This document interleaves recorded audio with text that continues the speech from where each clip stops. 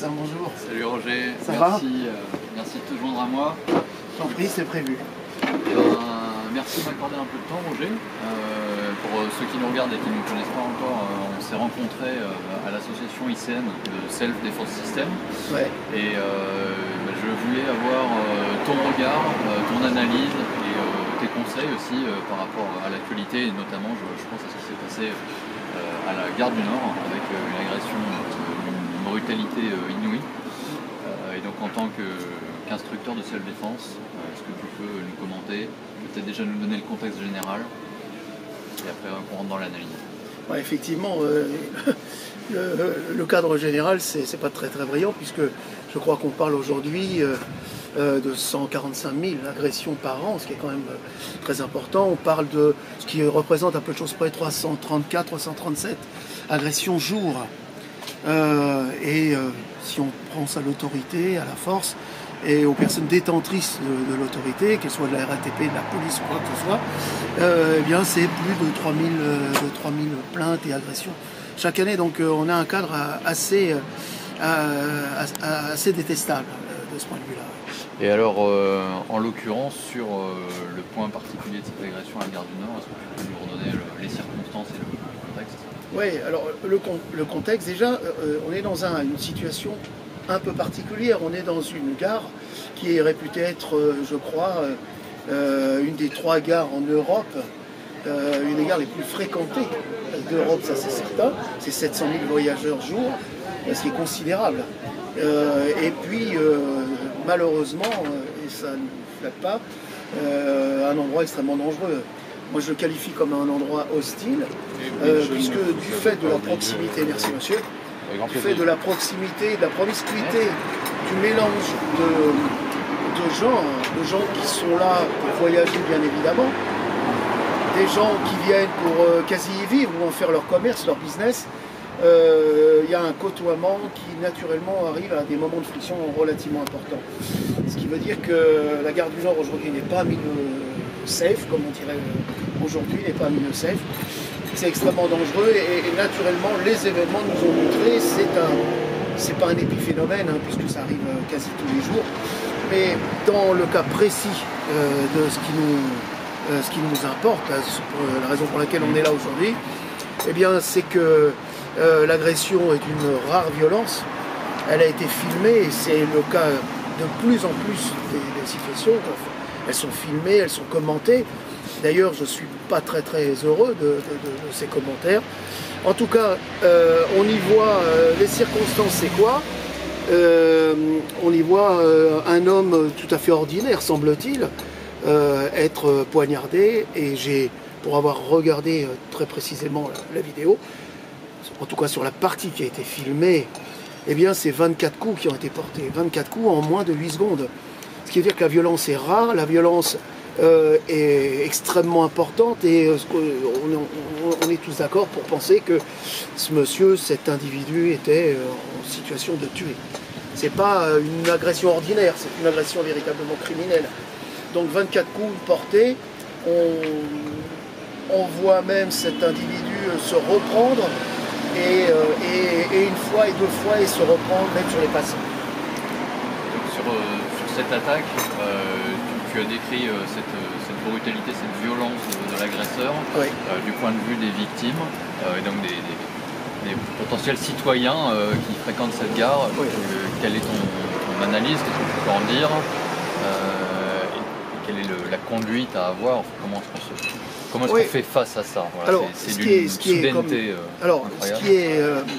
Un petit rappel quand même, c'est que la gare du Nord est équipée de forces, bien évidemment, au quotidien. Des équipages sont mobilisés, des forces de police sont en permanence. Malheureusement, le nombre est relativement faible et répondre à tout ça, c'est extrêmement difficile. Alors, on est face à une population aussi de gens qui sont désœuvrés. Alors désœuvrés, ça veut dire qu'ils viennent squatter, qui viennent faire du commerce, comme je le disais tout à l'heure, du deal, qui ont une vision de la vie un peu particulière, une vision des projets de vie altérés, c'est à peu près certain, et ils vivent dans des milieux dégradés. Alors, ce sont des gens qui viennent d'horizons différents, de cultures différentes, de sociétés différentes, bref, d'éducations différentes.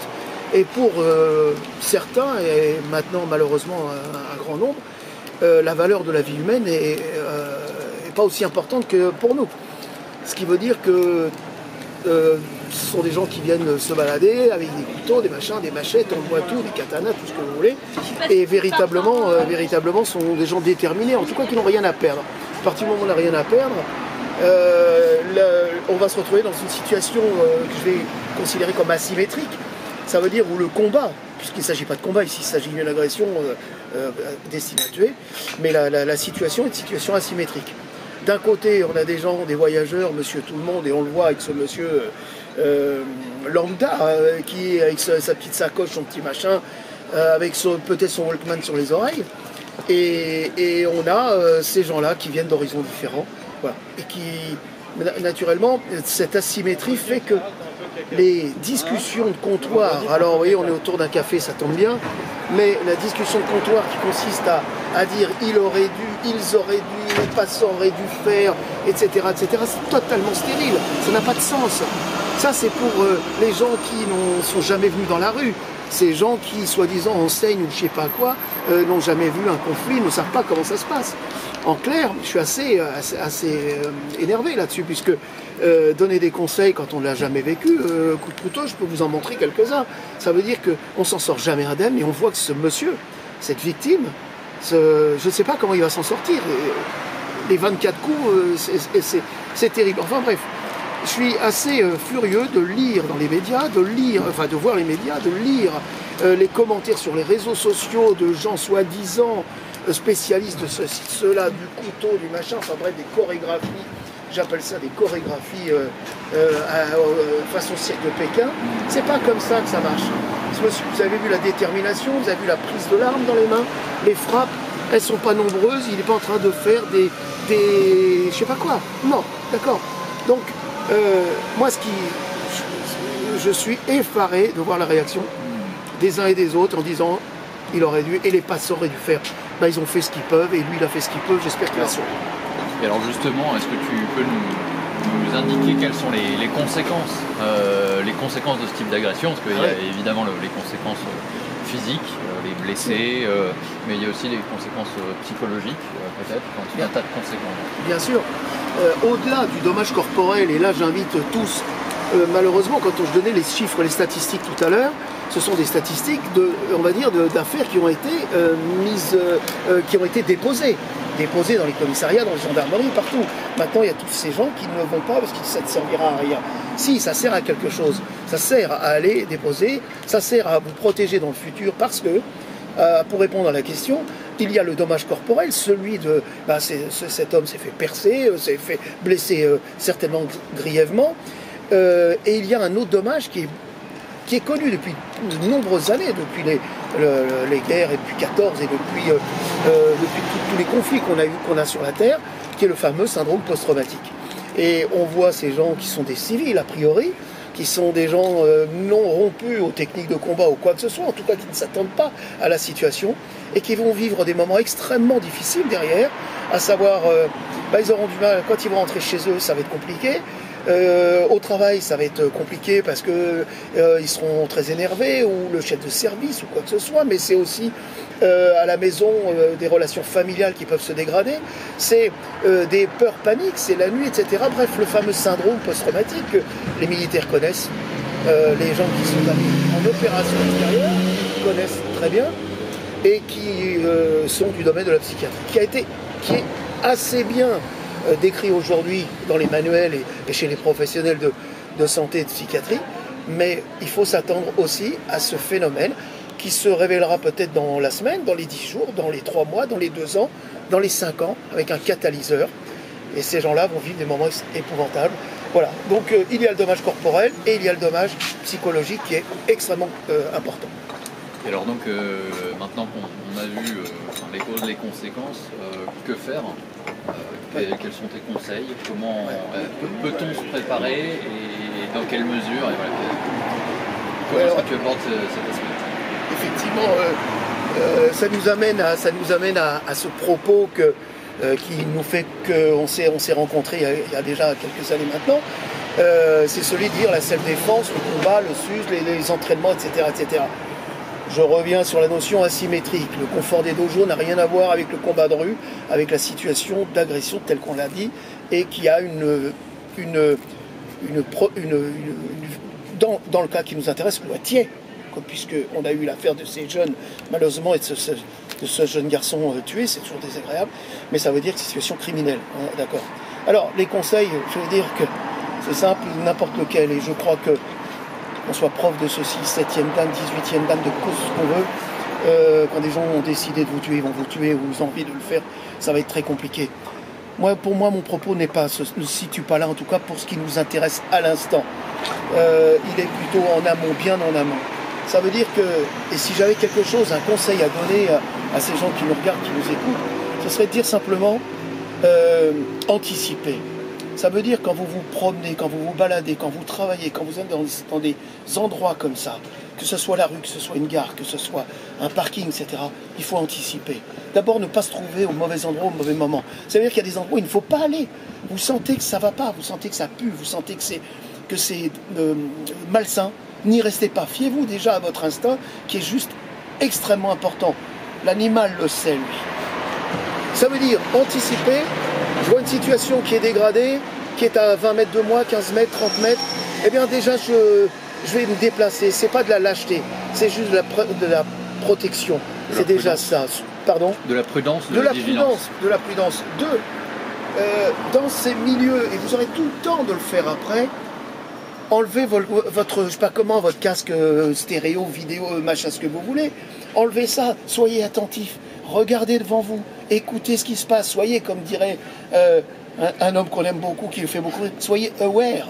Ça veut dire qu'effectivement, il faut être dans une situation d'anticipation, de prudence. Je regarde, j'écoute, je me déplace, je me retourne, j'entends un bruit suspect, etc., etc. Le conseil que je pourrais donner en self-défense, c'est celui-là. C'est celui de dire, préparez-vous, ça ne veut pas dire être parano, ça veut dire juste être prêt. Ne pas être en situation et pouvoir se dégager d'une situation s'il faut. Alors enlevez les trucs qui vous gênent, qui vous bouchent les oreilles, qui vous bouchent les yeux. Votre téléphone portable, eh ben, attendez 3 minutes pour appeler un peu plus tard. Mais vous ne baladez pas dans des milieux où des gens, un téléphone, je crois que ça vaut 1000 balles ou un truc pareil. Ben, pour 1000 balles, le gars va vous faire du mal. Votre téléphone, vous le mettez en mode poche, soyez neutre. C'est pas de la lâcheté, comprenons-nous. C'est pas de la lâcheté, c'est juste une précaution. Voilà à peu près ce que je dirais. Bien évidemment, si vous avez la possibilité de venir en salle, venez en salle parce que ça va vous faire du bien, parce que vous allez pouvoir travailler, vous allez pouvoir apprendre. Venez dans nos salles dans lesquelles, et moi depuis des années, et tu le sais, Sean, on a développé justement cette notion d'anticipation, le distributeur automatique de billets, comment se balader sur un trottoir, comment se balader dans un parking, ou dans un ascenseur, ou dans un centre commercial. Toutes ces choses-là, ça fait longtemps que je rabâche, et tu les as vécues, et les élèves les vivent. Voilà mon conseil pour le moment. Le combat, c'est autre chose. Et le combat, là, malheureusement, c'est toujours perdant. C'est toujours perdant. Bon, bah, merci Roger pour cette analyse. Est-ce que en mot de la fin, quelle est un peu ta vision prospective, tu n'as pas une boule de cristal, mais voilà, c'est quoi ton sentiment par rapport à ce qui se passe, par rapport à ce qu'on vit? Bien évidemment, si on reste sur cet événement, c'est tragique. Je suis plutôt un optimiste de nature, mais je crois que la situation depuis les 20-30 dernières années, pour plein de raisons, d'organisation, d'idéologie, de tout ce qu'on veut, eh bien, on a perdu un petit peu le sens des valeurs, le sens de notre protection. Ça veut dire ce droit qu'on a à la protection individuelle, qui est le régalien, celui qui est la première règle, protéger les citoyens. Aujourd'hui est difficile, peut-être mal compris, je ne sais pas quoi. On a des forces de police qui font ce qu'ils peuvent, qui sont au bout souvent du rouleau, et qui malheureusement ne sont pas forcément aimés, c'est bien dommage. Alors, le mot de la fin, c'est que je ne crois pas que la situation s'améliore dans les 3 mois, dans les 6 mois. Je pense qu'il va falloir s'habituer à vivre difficilement, de plus en plus difficilement, Et bon, on s'habituera, on fera comme l'espèce, s'adapter ou disparaître. Voilà, Bon, bah merci, merci Roger. Et puis bon après-midi et bonne continuation. À très bientôt à la ISDS. Merci, à très bientôt. Bonjour. À bientôt.